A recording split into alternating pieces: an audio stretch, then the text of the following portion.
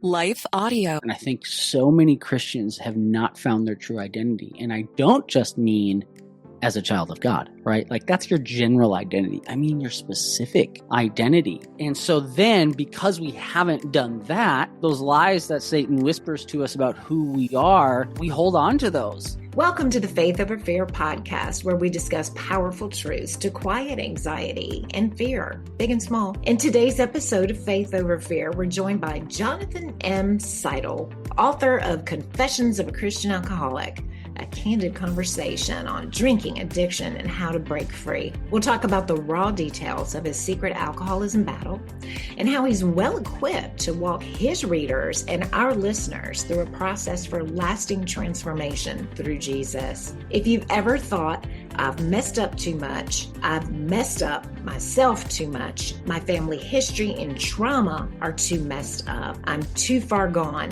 then you've selected the right episode to get to the heart of the matter. Join us after we hear these brief messages from our sponsors.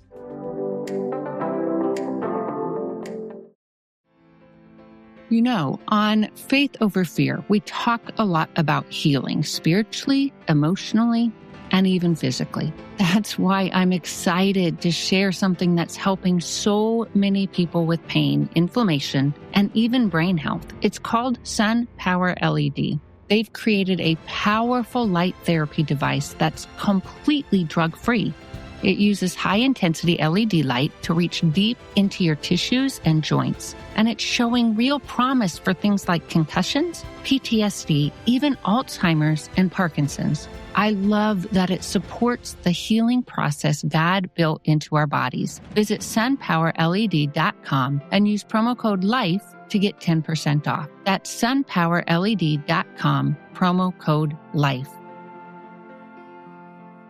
Sun Power LED, bringing light to your life. Did you know that Gen Z and millennials are leading the resurgence in church attendance? That's right. New research out from Glue and Barna as part of the State of the Church initiative shows that Gen Z and millennials are now attending church more regularly than older generations. This is a historic reversal in church trends. And Glue, spelled GLOO, is at the center of all of this. They're the technology platform for the faith ecosystem, connecting you with the latest research, technology, and values-aligned AI that supports churches, and ultimately, human flourishing. Glue is on a mission to serve those who serve, the pastors, leaders, publishers, and more in the faith ecosystem. That's high tech for a higher purpose. You can stay up to date with everything happening at Glue and across the entire faith ecosystem by texting JOIN to 46816. And when you text today, they'll send you the latest research from Glue and Barna about this historic church trend. Again, that's the word JOIN to 46816.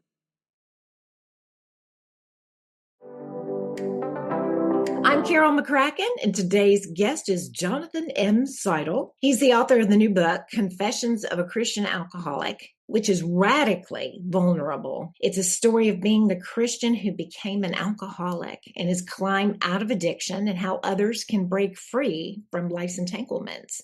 His previous book on anxiety, Finding Rest, instantly became a national bestseller. He currently runs the popular daily devotional website, The Veritas Daily, where he writes on faith, culture, and addiction. Welcome, and I think you told me I could call you John. That's right. Friends can call me John. And I think already just in our little pre-talk, that's obvious. So thanks, Carol, for having me. I'm excited to be here.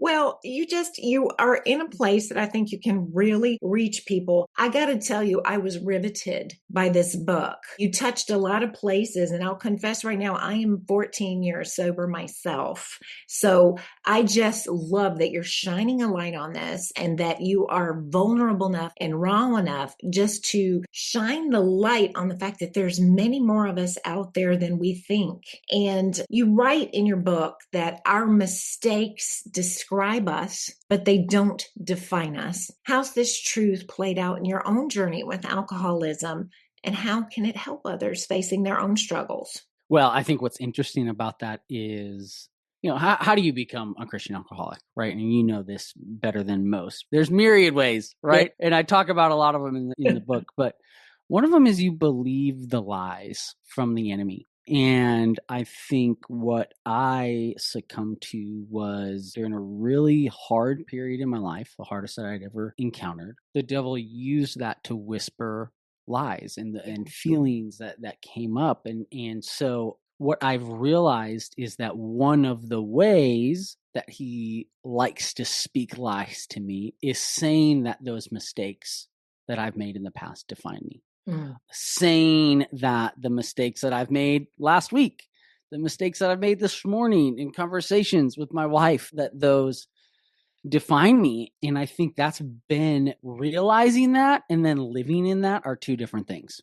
And I would say that it's still a practice. I have to make a practice out of not just knowing that phrase, but living that phrase. And what it comes down to is identity. I say that the book is part memoir, part guide. And in that second part, the guide part, I go through kind of 4 steps that the Lord walked me through to break free. And one of those steps is finding your true identity. And I think it is so important. I think so many Christians have not found their true identity. And I don't just mean as a child of God, right? Like that's your general identity. I mean, your specific identity. And so then because we haven't done that, those lies that Satan whispers to us about who we are, we hold on to those, right? And I held on to those for a very, very long time. And so I think how I've lived that out is to really grasp and hold on to and remind myself, what is that true identity that the Lord has given me? And I even walk readers through how to find that themselves. And by grasping onto that,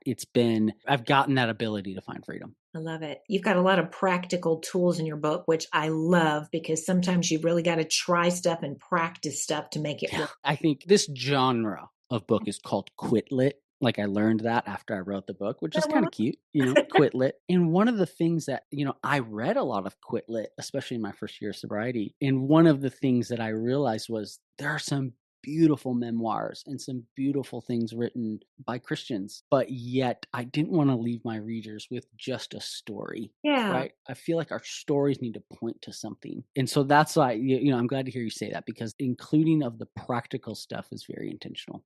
Well, and that's something particularly since you and I have both gotten to the other side. How do we do it?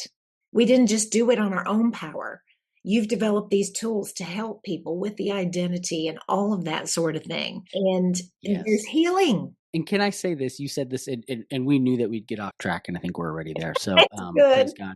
But, you said a key term there. Okay. And you said the other side.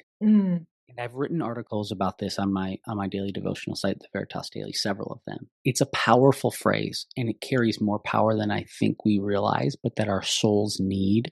I think there are so many people, perhaps people who are listening to this, where imagining a life on the other side of your one, bottle of Chardonnay a night is impossible. Right.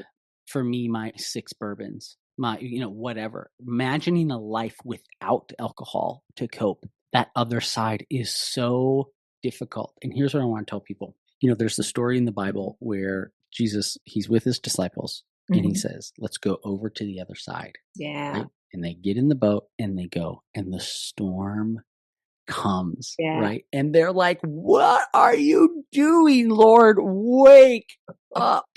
And he gets up and he calms the storm. He says, where's your faith, right? And I think on one hand, it's good to recognize that we can get in the boat and go to the other side. It's also really important to know that storms are likely to arise, right? That getting to that other side is not easy. And yet we have a great storm calmer that we can call on. And so if you're listening to this and it's really hard to imagine getting to the other side, A, know there's another side. B, don't be shocked when you encounter storms. And C, know that you have Jesus at your disposal to calm those storms. That's so critical because I couldn't imagine it when I was trying to numb. The very idea of giving up my Chardonnay was appalling. I needed it. Yeah. And your brains get scrambled. That's all I can say. Your judgment's off. Absolutely. Absolutely. And that's interesting too, right? I mean, I didn't get too into science, but there's the science that alcohol, in a sense, and trauma, and talk a lot about trauma, but it puts you into more in your amygdala. Like you lose the ability, literally and scientifically, to use your prefrontal cortex, which is the front of your brain, the reasoning part of your brain. That's why when we get drunk, we make stupid decisions, because we literally start making decisions in the back of our brain, which is the more, they call it the reptilian brain, right? It's the more basic sense. And so alcohol it takes away that ability to reason from the front part of our brains. Shocking, right? I know, right? And then the problems are still there after all. Yes. So it solves nothing. So, all right, with that being said, okay, many people wonder, am I an alcoholic? Yeah. Okay, you say in your book, a key thing to me, you say most of us know at some point. What were the clues for you? And what I want to get to, we were talking about earlier too, how's the definition or diagnosis of alcoholism shifted over time? So I'm actually going to start there. Okay. And work backwards. All right. So first of all, I think when I kind of go through this thought experiment, I bring the reader through this thought experiment in the book. But, when you think of the term alcoholic, right, we all have an image in our mind, right? Yeah. And usually it's like, it's something from out of It's a Wonderful Life, there's the guy that is a quote unquote drunk, the town drunk that is living under the bridge, that squandered his money, that has no family left. I didn't look like that. Carol, I don't think you looked like that. No. Right? And so first of all, Hollywood and culture has done us a disservice by saying this is what an alcoholic looks like.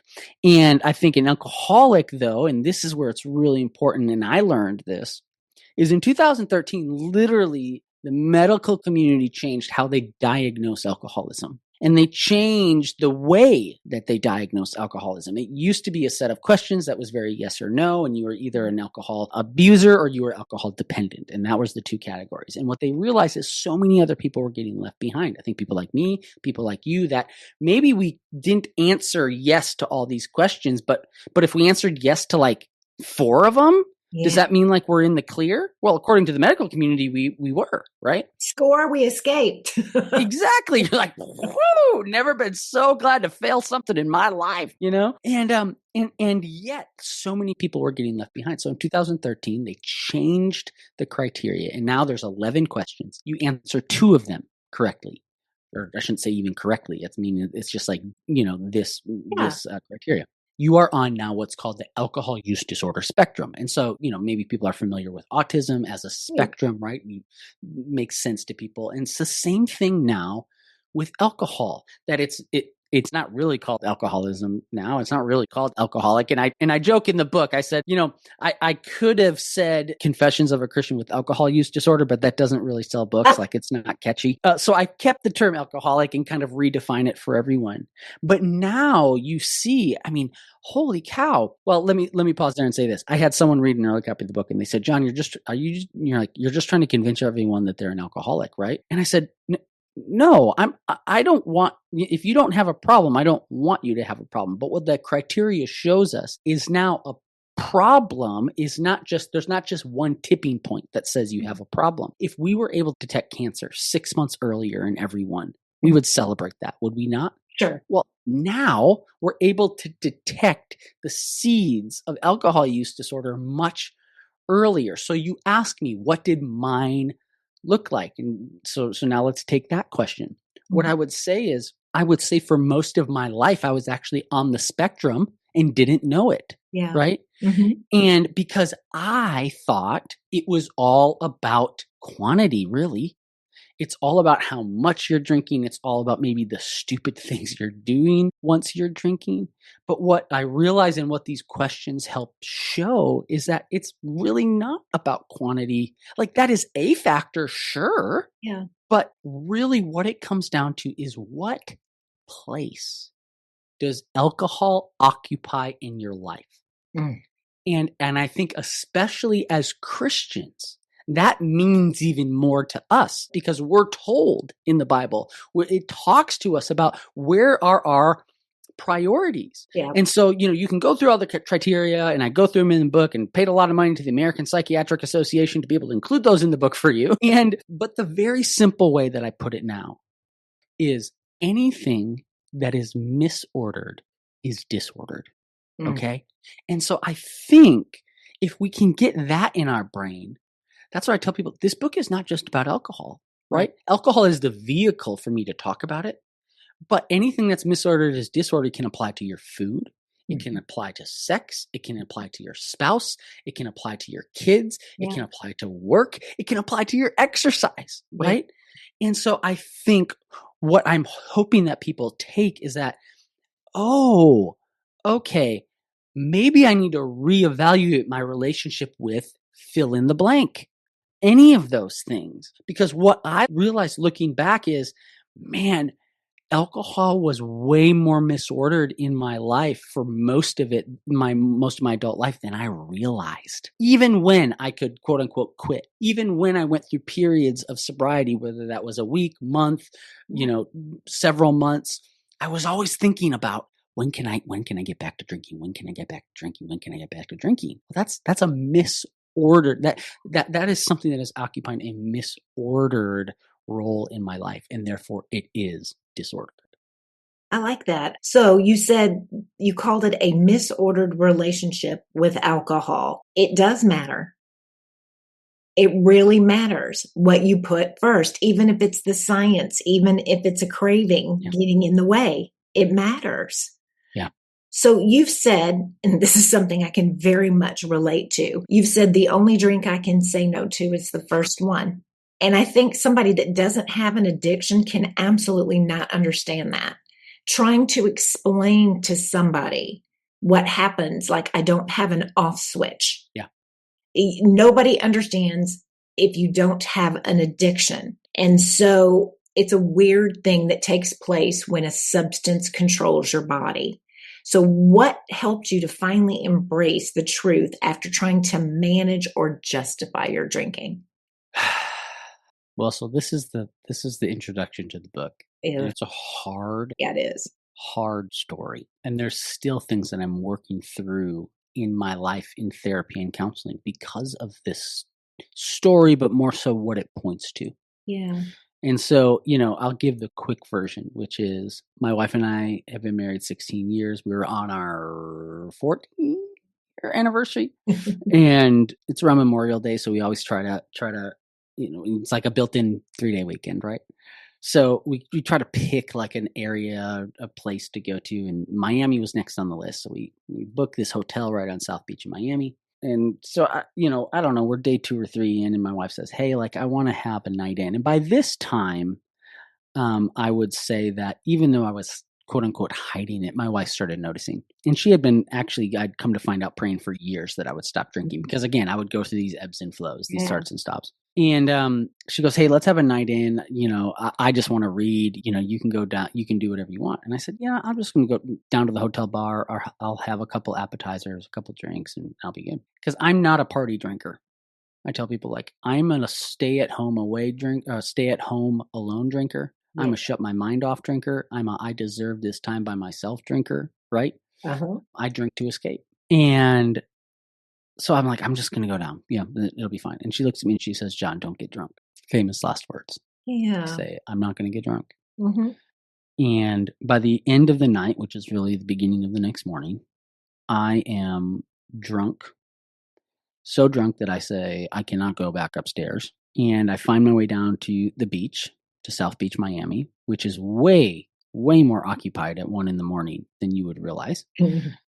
And I find myself pretty quickly having to go to the bathroom because I drank so much. I say I got a lot of great things from my grandma. The size of my bladder is not one of them. And I look and I say, hey, the world's biggest toilet is right in front of me. And so I wade into the ocean, all my clothes on. I start going to the bathroom and it starts coming out of both ends. And I just have this moment of clarity, which I know is the Holy Spirit, that says, what has my life become? Yep. I am sitting here wading in my own feces after truly believing. And like when I said I'm not going to get drunk, I thought I could. Like I thought that I could keep that promise. Yep. Right. I'm just thinking like, this is what not getting drunk looks like. Like this is what in the world. Yeah. And so I do eventually sober up a little bit. I go back to the room. I wake up the next morning. My wife asks me about it 3 times. I call it my Peter moment. And I lie just so easily, so quickly. By later that night, it is just tearing me apart.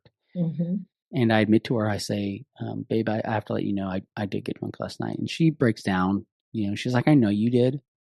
I wanted to give you an opportunity, to be truthful. And she goes, I just don't think you realize what that does to a woman, to know that you so quickly, so easily lied. Like, what else, and I start making all the promises. And by this time we're back on the beach and I'm saying, I'll never drink again. And, and she looks at me and she says, John, I don't care if you never drink again.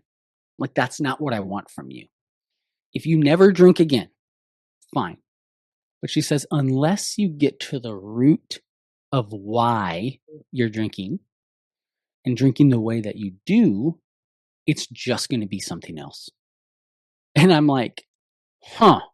She goes, you have traumas in your past. You have things that you have never dealt with that need to get uprooted and dealt with. And I'm kind of like, thinking in my head, can we just go back to the not drinking part? Like, I'll gladly just never touch it again. Right. But I don't want to have to deal with that stuff. Yeah.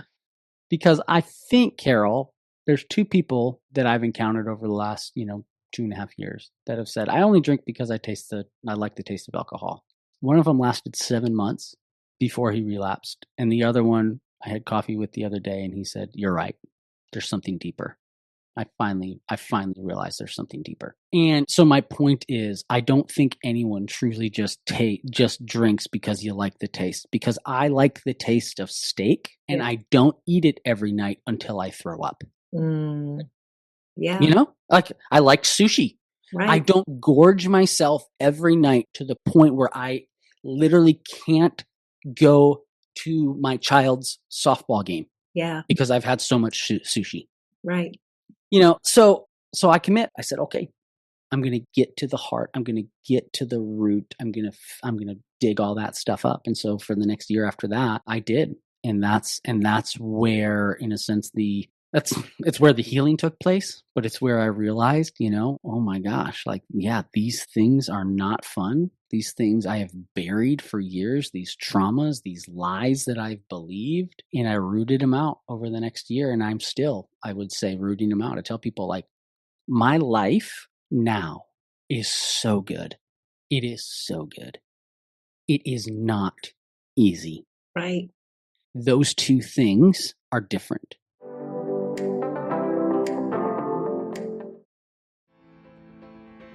On Faith Over Fear, we talk a lot about healing spiritually, emotionally, and even physically. That's why I'm excited to share something that's helping so many people with pain, inflammation, and even brain health. It's called Sun Power LED.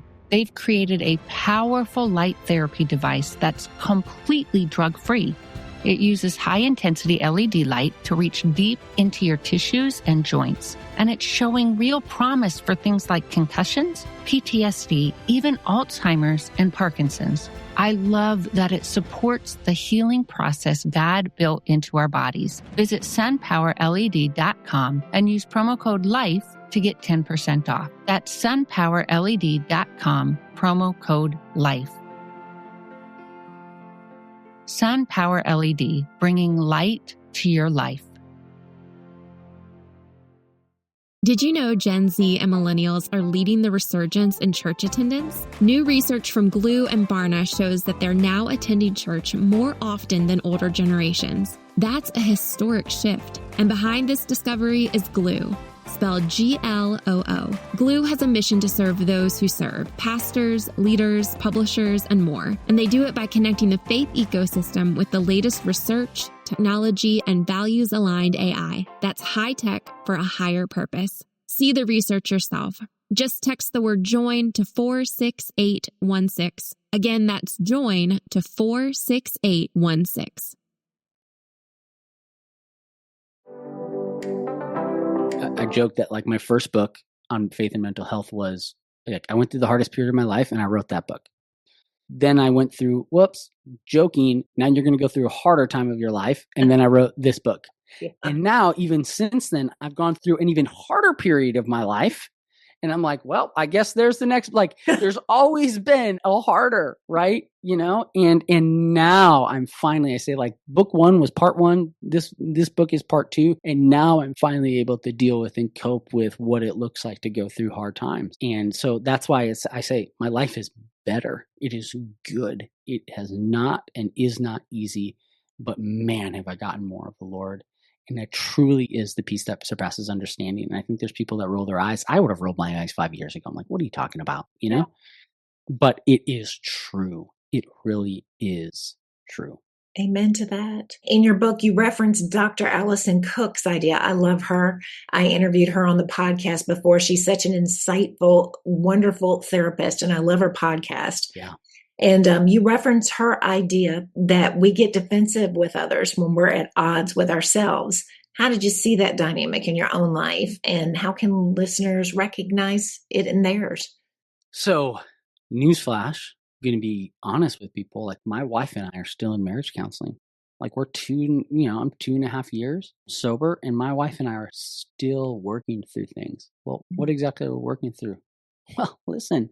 I didn't run off with another woman, during a drunken night. I didn't cheat on my wife. I didn't, I wasn't physically abusive. And I say all that not because I'm better than anyone who has. I'm saying that because even without those, what you would think would be, oh, those are the things you go to marriage counseling about, right? Yeah.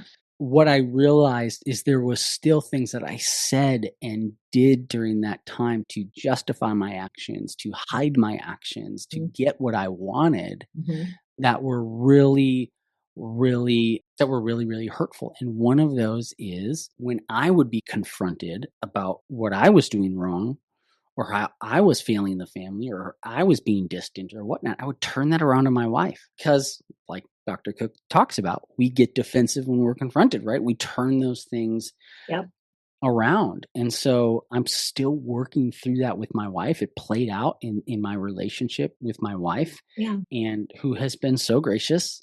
And the Lord is continuing to bring healing, which I think is a good, I hope people listening to this, again, like, when you hear, oh my gosh, John's 2.5 years sober and him and his wife are still going through marriage, I hope you don't hear that and say, dang. Like, I hope you hear that and say, oh, that's normal. Like, okay, right? And I can say that our relationship is the best it's ever been, and we are still in marriage counseling, right? Counseling's a good thing. Yeah. I really think counseling's an excellent thing.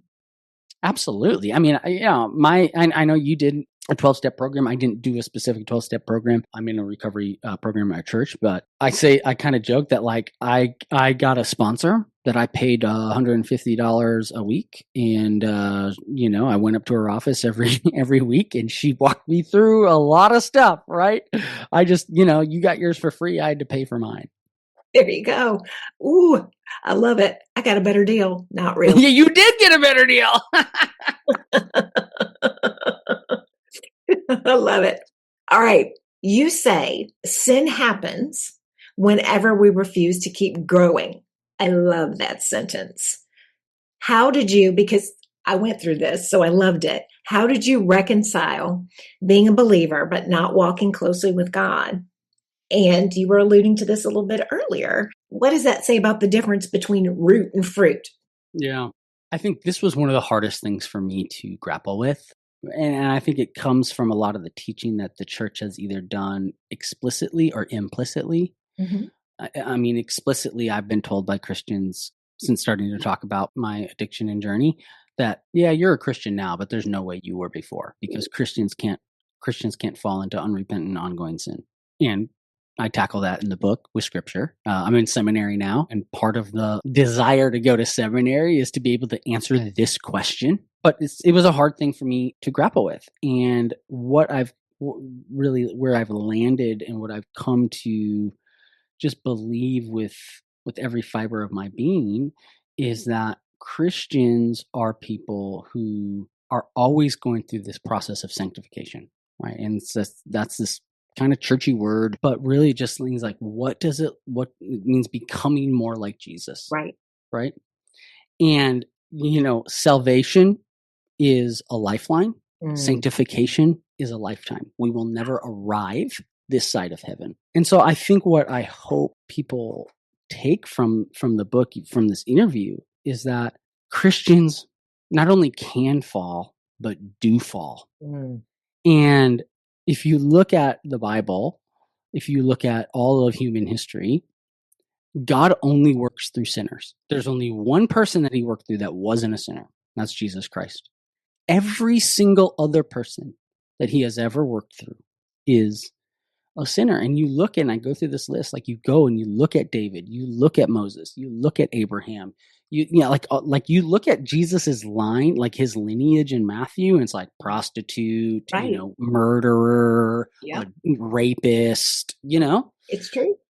And I don't say that to excuse our actions, my actions, but I do say it to explain the actions. And I think what so many people, and especially in the church, fail to recognize is, well, they think they end up thinking like sanctification is for the little sins, right? It's for like, hey, you used to swear in traffic and you don't anymore, right? Like you used to flip off tourists down there by you, Carol, but now you don't. You know what I mean? And it's like, no, it's for the big things, especially for the big things. Yeah. And so I call it messy sanctification. This is my story of messy sanctification. You have a story of messy sanctification, and we don't offer that to other people.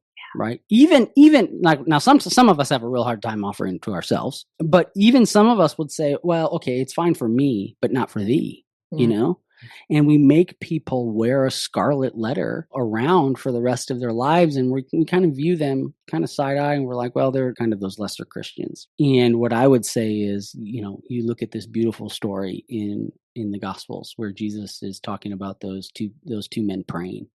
And it's the fool of this story, the butt of the joke, is the Pharisee who's like, thank God that I am not like this tax collector. Yep. Thank God I am not like this alcoholic. Thank God I'm not like this adulterer or this embezzler or whatever. And Jesus is like, man, if only you could be that guy. If only you could be that adulterer, that tax collector, that alcoholic, and you would see. I'm actually after we're done with this, I was going to put this on my Instagram account, and I say this in the book, but you don't realize how desperate you need Jesus until he's all you have to hold on to. And when you're getting a DUI in your hometown, when you're wading in your own feces on the beach in Miami, you realize how desperate you are for Jesus. And I pray that anyone listening to this, even if they don't, struggle with addiction, I pray that you get to that point. I really do. I really do. And I say, like, you don't have to have a rock bottom moment to reevaluate your relationship with alcohol, but I'll tell you what, the most transformational time in my life has happened because I've realized how desperate I am for Jesus, and I pray that other people have that too. Me too. I wouldn't go through it again if I had a choice. I wouldn't pick it, but it's the best thing that ever happened to me. Absolutely. 100%.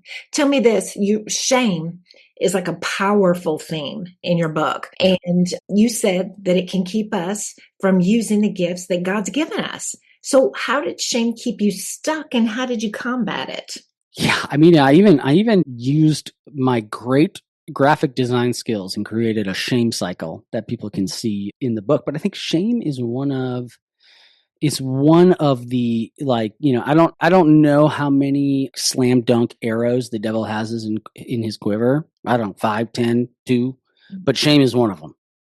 And I think that shame for so many of us is what keeps us stuck in whatever we're doing that we don't want to do, like Paul talks about. And I think for so many years, it wasn't that I never had moments of clarity. Right. It wasn't that the Holy Spirit never broke through, right. But the shame and the feelings that I then had, which the devil's like, okay, great. You're feeling bad. Great. Let me turn that into shame. Here you go. And then guess what you do with shame? You drink it away. Those feelings of shame. And so I think one of the more important lessons in the book is this idea of what it looks like to have godly grief versus worldly shame. And that's nuanced and it's hard. And it took me years and years and years to understand what that was.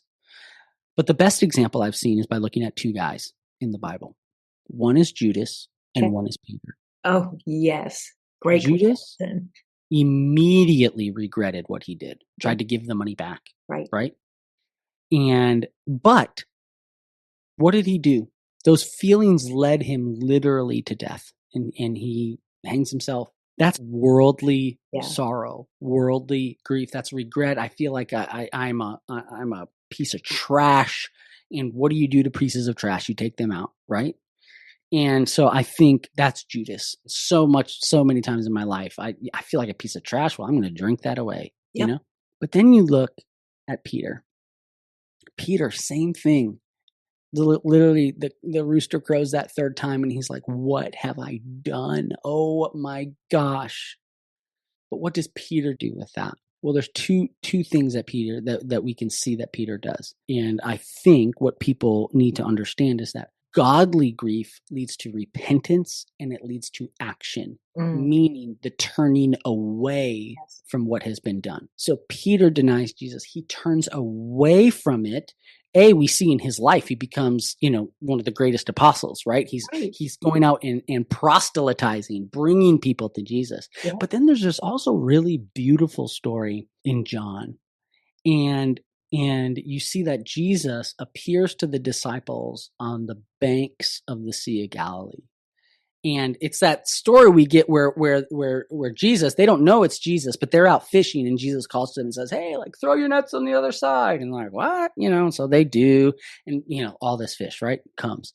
And it says in there, and like, I'm paraphrasing this, but basically like, and then Peter realized it was Jesus. And what does Peter do when he realizes it's Jesus? This person he denied 3 times, he literally jumps out of the boat. Now, I don't know. I've studied this in seminary. We don't know. Like, was he a mile out? He was far enough out where this guy's yelling to him from shore that he doesn't realize who it is. So I don't think that's like, he's just kind of like anchored in, knee deep water. He's out there. Right. And he leaps from the boat and he runs to Jesus. And think about this.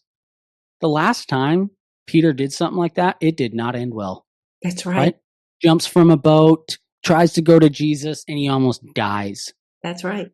Godly grief says, I don't care. I don't care about the consequences. I don't care what happens to me. I just want and need to be with Jesus. And whatever happens as a result of that, it's okay. And I think I got to that point. I got to that point where I'm like, I got to tell this person and this person, not because I have to, but because I get to.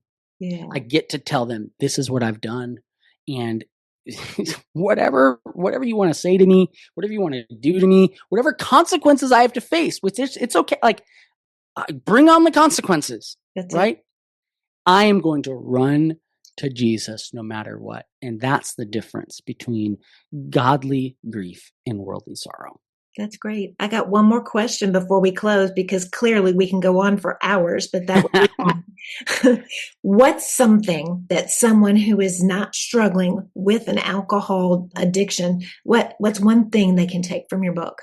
I think it comes back to that. It's very easy for me. Misordered is disordered. And so again, alcohol is the vehicle to talk about that in this book. So if you are struggling with addiction, if again, it doesn't have to be alcohol, but if you are struggling with food, porn, narcissism, whatever, anger, and that, read the book and then just insert whatever your struggle is into wherever I say alcohol. But here's the thing, Carol, and I'm sure I'm not the first one to say this, or people have said it other ways. I really believe we are all addicted to something. John Calvin said, our hearts are idol factories. And if the people of Israel can be brought out of 400 years of slavery and within days are making a calf, when they have literally seen and experienced the mighty works and presence of God, you better believe that we are making golden calves in our lives. And so many of us are. And what I would say is, if you don't think you have one, read the book, because I think it'll be exposed. I think you'll figure it out. I think the Holy Spirit will speak to you, because we are all addicted to something. So where are those things in your life, that thing that occupies that misordered area? Again, is it your kids? Is it your spouse? Is it your work? Maybe you're a ministry leader listening to this. Is it your church? Is it your ministry? How many times have we had wives of ministers, for example, that have said, he's married to the church, but not to me, right? I'm sorry, but that is not what you're called to do. Just like if my calling is to write and I'm at all cost ignoring my family, I couldn't say, well, that's what God's called me to do. Sorry, babe. Right. So my point is, I want people to understand anything, again, that is misordered is disordered. And I'm positive that you have something misordered in your life. You know why? Because you're a sinner. Because you are a sinner. And I talked about, the sanctification aspect earlier. But David Paulson, who was a biblical counselor, he's passed away now, but I quote him in the book, and he talks about how, it's just like God. Like, he generally only works on one thing at a time, right? He's not doing, it's like, if he goes in and he knows you've got, a broken collarbone, a broken foot, you've got liver disease, and you need a kidney transplant. Well, he's not going to do all those things at once, right? Think about that. Like, I've donated a kidney. I've, broken stuff. You do all that stuff at one time, you're not going to survive the surgery. So the Lord is going to work on one thing at a time. And my point is, if you read the book, I think you'll be exposed to what's that one thing. And then you're going to get done through that, and you're going to realize, oh crap, there's that other idol. Yeah.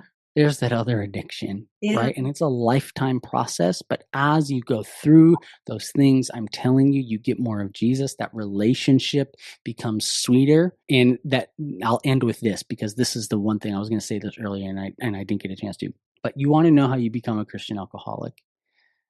You look at the book of Revelation, and people are like, well, what? And I'm not talking about, the rapture or eschatology. But if you look at the book of Revelation, the intro says and explains that this is a book to the 7 churches in the area. And some of those churches, like, Jesus is like coming down hard on, right? They're having the come to Jesus meeting, quite literally. But there's one of the churches that he actually is not really mad at. It's the church in Ephesus. But he says this to the church in Ephesus: you have all the right doctrines, you have all the right beliefs, you have all the right practices, and yet you have abandoned your first love. That's right. And he basically says, you need to snap out of it. You need to come back to me. So many of us have abandoned our first love. That's right. We've replaced Jesus with something else, or we've made it Jesus and. And I hope that this book is a call to people to reorder their priorities, to get them back in order, to return to their first love. And whether that's they've replaced that with alcohol, porn, spouse, work, or whatever. And I think people will be encouraged by it. Thank you. To our listeners, thank you for listening. We hope you were inspired by John's message and you feel like you might be a step closer to finding freedom and hope for Christians who become alcoholics or other addictions with some practical steps and tools. If you haven't already done so, I encourage you to subscribe to this podcast so you won't miss a single episode, and rate it because it encourages Jennifer and me. Share it with your friends. And until next time, may you live as one who has been set free. For some of us, personal finances aren't just personal. They include loved ones, neighbors, the communities we call home, and the causes we hold in our hearts. At Thrivent, planning your finances is bigger than just money. We help you put your plans into motion and faith into action so you can do more for the ones in your heart. Because sometimes all you need to make a difference is someone to help you make it happen. Thrivent, where money means more. Connect with us at Thrivent.com.